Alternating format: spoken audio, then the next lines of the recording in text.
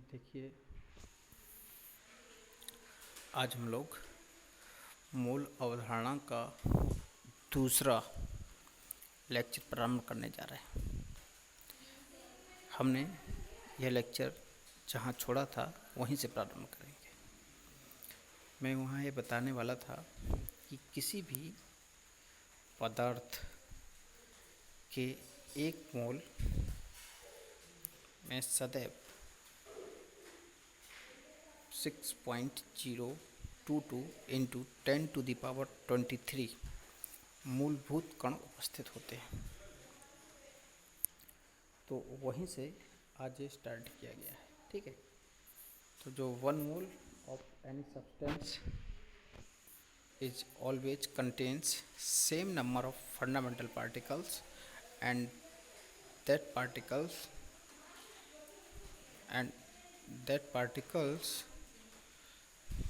must be have 6.022 into 10⁻23 fundamental particle। कहने का आशय यह है कि पदार्थ कोई भी हो उसके एक मोल में हमेशा एन फंडामेंटल पार्टिकल होते हैं। जैसे 1 मोल ऑफ H2SO4, इसका आशय है कि इसमें 6.022 × 10⁻23 H2SO4 मॉलिक्यूल, ठीक है, क्योंकि H2SO4 कंपाउंड है इसलिए हम मॉलिक्यूल ले रहे हैं। अगर आप हीलियम लेकर चलें, 1 mole of helium means any मतलब Avogadro number, any helium atom. चूँकि हीलियम एलिमेंट है इसलिए इसके फंडामेंटल पार्टिकल एटम थे। अगर हम ऑक्सीजन लेकर चलते हैं, ठीक है,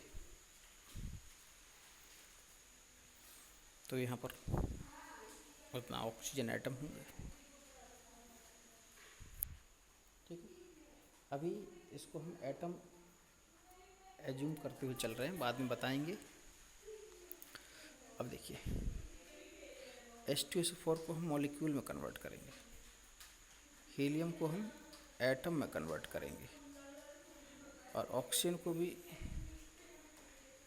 एलिमेंट की जो फंडामेंटल पार्टिकल हैं क्योंकि वो एटम होते हैं तो यहाँ भी एटम होंगे। ठीक है, तो 1 मोल H2SO4 में एनी H2SO4 के मॉलिक्यूल होंगे।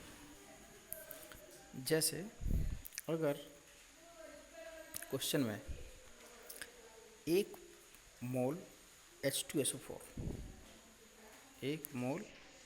H2SO4 में ऑक्सीजन एटम की संख्या बताना हो तो हम कहेंगे कि 1 मोल H2SO4 में एनी H2SO4 मॉलिक्यूल हैं, लेकिन हमको ऑक्सीजन एटम बताना है तो हम कहेंगे कि 1 molecule of H2SO4 contains 4 oxygen atom.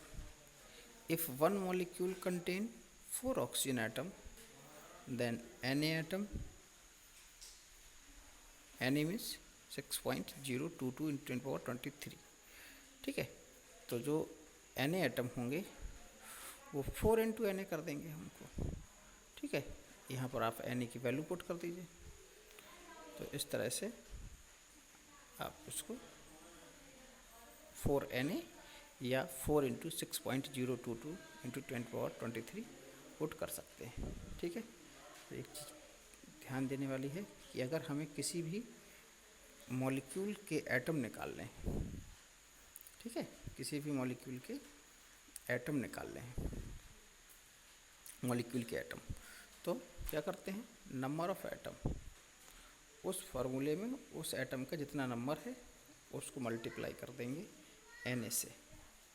ठीक है, तो फाइनल आंसर, अगर कोई किसी क्वेश्चन में हमें कंपाउंड के मोल्स देकर उसके एटम पूछता है तो हम सबसे पहले उस कंपाउंड के मॉलिक्यूल निकालेंगे और फिर मॉलिक्यूल को मोल में कन्वर्ट कर देंगे, एटम में कन्वर्ट कर देंगे। अब देखते हैं दूसरा टॉपिक जो कि हमें यहाँ पर पढ़ना है। अब मान लेते हैं कि हमारे पास एक द्रव्यमान रहित बॉक्स है, मासलेस कंटेनर है, जिसके अंदर 1 मोल ऑक्सीजन परमाणु हमने भर दिया, फिल कर दिए हैं 1 मोल ऑक्सीजन एटम। ठीक है, क्या फिल किए हैं? एटम फिल किए हैं। अब हमें उसका निकालना है मास। तो मास निकालने के लिए सबसे पहले हमें जिस एटम को फिल किया गया है उस एटम की एक परमाणु का द्रव्यमान निकाल लेंगे।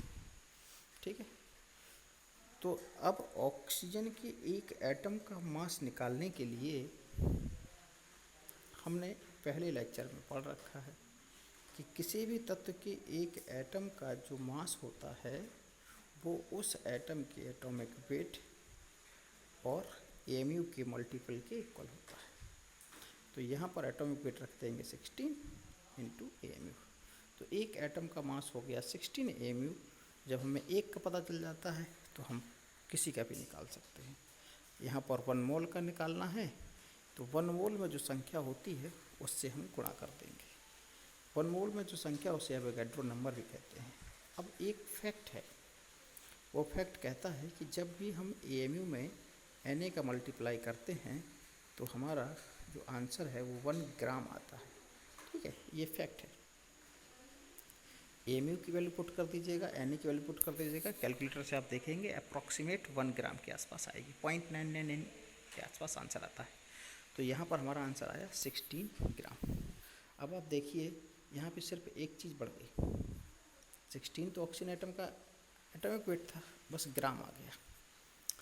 अच्छा, 1 मोल का 16 ग्राम, तो 2 मोल का 32 ग्राम, 3 मोल का 48 ग्राम।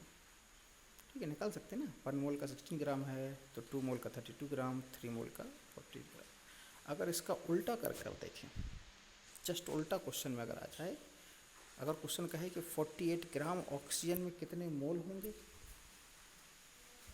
ठीक है, 48 ग्राम ऑक्सीजन एटम में कितने मोल होंगे, तो अब हमारा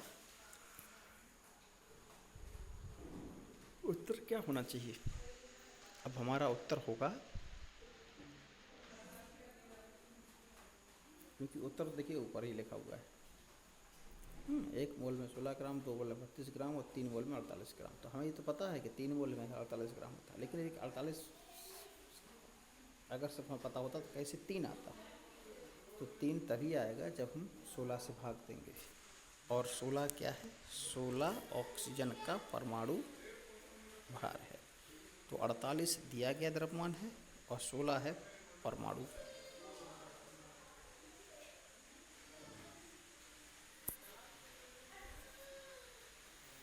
ठीक है, तो अब यहाँ से हम एक महत्वपूर्ण फार्मूला निकालेंगे, वो भी मोल को निकालने का।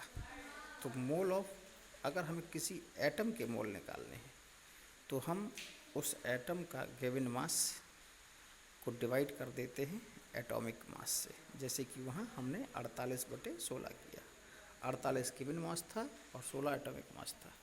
ऐसे ही हम किसी मॉलिक्यूल का निकाल सकते हैं, वहाँ भी given mass of molecule divide by molecular mass, एक चेंज आ जाएगा।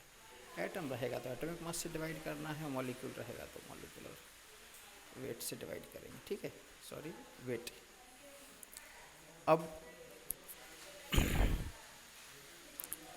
चीज़ें और भी आसान हो जाएंगी। तो यहाँ से हमने इस डेरिवेशन के जरिए अपना एक फार्मूला निकाले, जो कि हम कक्षा 9 से पढ़ते चले आ रहे हैं।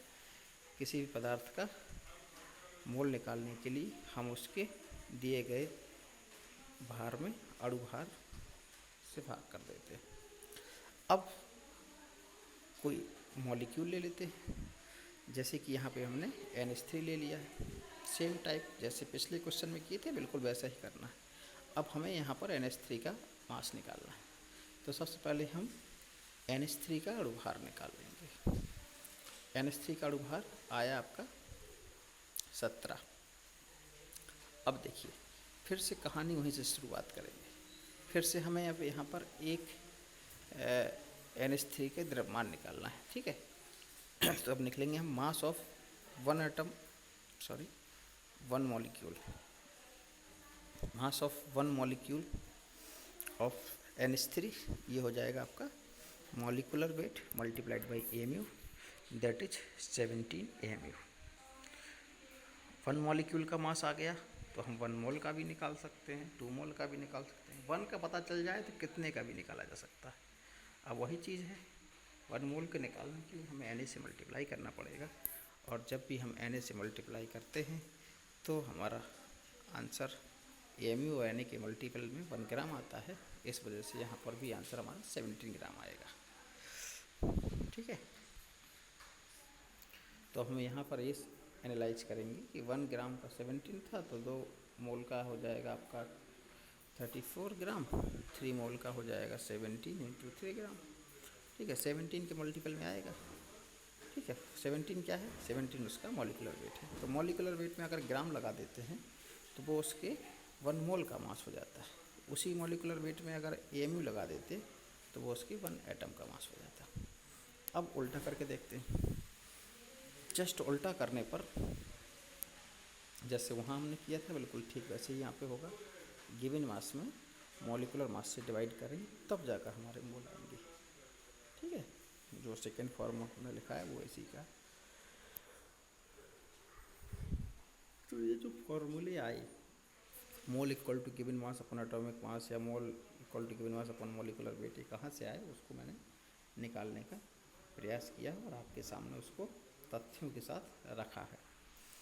अब इन चीज़ों को आप बिल्कुल कंठस्थ कर लीजिए कि किसी भी का भी मोल निकालना हो तो इन्हीं 2 फार्मूले का इस्तेमाल करेंगे। एक दर्जन में 12 चीज़ें होती हैं कोई भी, ठीक है। अगर मैं आपसे कहूँ कि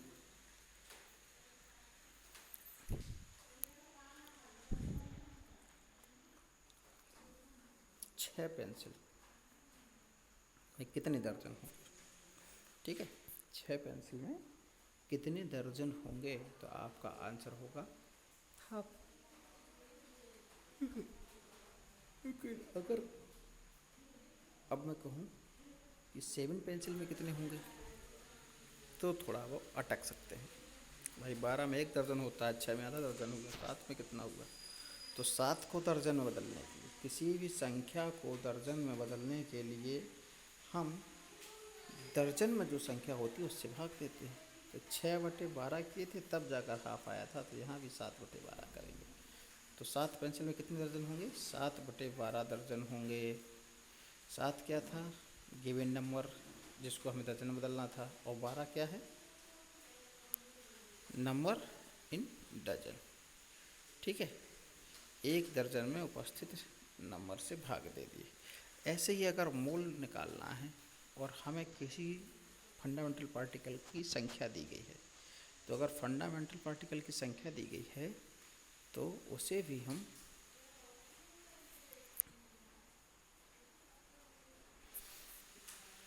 मोल्स की संख्या से भाग देकर निकाल सकते हैं, ठीक है। जिस प्रकार से दर्जन 6 को दर्जन में बदलने के लिए 12 से भाग दिए, उसी प्रकार किसी भी संख्या को मोल में बदलने के लिए Na से भाग करेंगे। तो अब आपके फार्मूले 2 फार्मूले हो गए।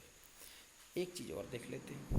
STP पर किसी भी आदर्श गैस के 1 मोल का आयतन हमेशा नियत होता है, और वह नियत आयतन होता है 22.4 लीटर या 22,400 मिलीलीटर, ठीक है। STP का मतलब 0 डिग्री सेल्सियस 180, ठीक है। जो वॉल्यूम है वो हमेशा फिक्स्ड होता है, कितना होता है 22.4 लीटर और 22,400 ml। मान लीजिए हमें किसी गैस के मोल्स निकालने हैं, तो वहाँ भी हमको वॉल्यूम दिया रहेगा। अब अगर वॉल्यूम हमको लीटर में दिया गया है तो हम 22.4 लीटर से भाग देकर मोल्स निकाल लेंगे, और अगर दिया गया वॉल्यूम मिलीलीटर में है, गिवन वॉल्यूम ml में है, तो हम 22,400 से भाग देकर उसे मोल बदल लेंगे। तो अब हमारे पास ये 3 फार्मूले बन गए, एक, ये दूसरा और ये तीसरा। इन तीनों फार्मूलों का उपयोग कर हम मोल अवधारणा में विभिन्न सॉल्यूशनों को हल कर सकते हैं। चीज़ों को समझते हुए अच्छे से सारे कॉन्सेप्ट को मन में बैठाकर काम करेंगे। जब लीटर रहेगा तो 22.4 से भाग देंगे, ध्यान रखिएगा। कोई भी नंबर होगा तो Na से भाग देंगे। कोई भी मास है तो एटम है तो एटॉमिक वेट से कर देंगे डिवाइड।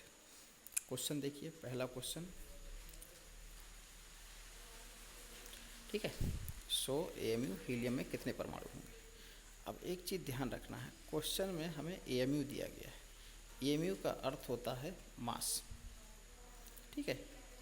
मास निकालना है तभी तो AMU है, और जब भी मास AMU में है तो हम परमाणु के लेवल पर सोचेंगे, ठीक है। क्योंकि AMU ग्राम लग जाता था, 16 ग्राम तो उसके 1 मोल का मास हो गया था ना, ठीक है। तो परमाणु के लेवल में बात करते हैं।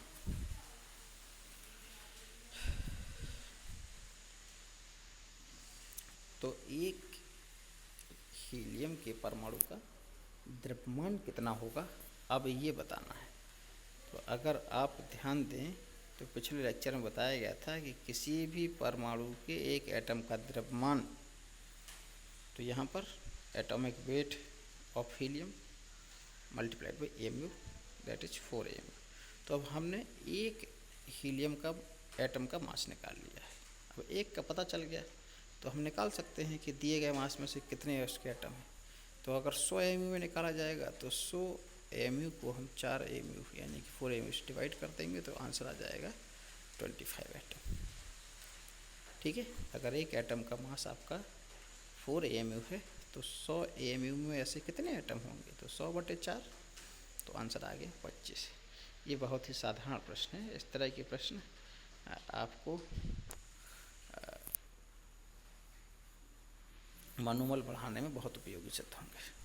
अब ये जो क्वेश्चन है, इस क्वेश्चन को आप घर से करेंगे, मतलब होमवर्क है आपके लिए। एक हिंट मैं आपको दे रहा हूँ, किसी भी काम को करने से पहले जितना भी उसमें भार दिया गया है आप उसको मोल में बदल लेंगे। मोल में बदलकर ही किसी प्रश्न को हल करेंगे।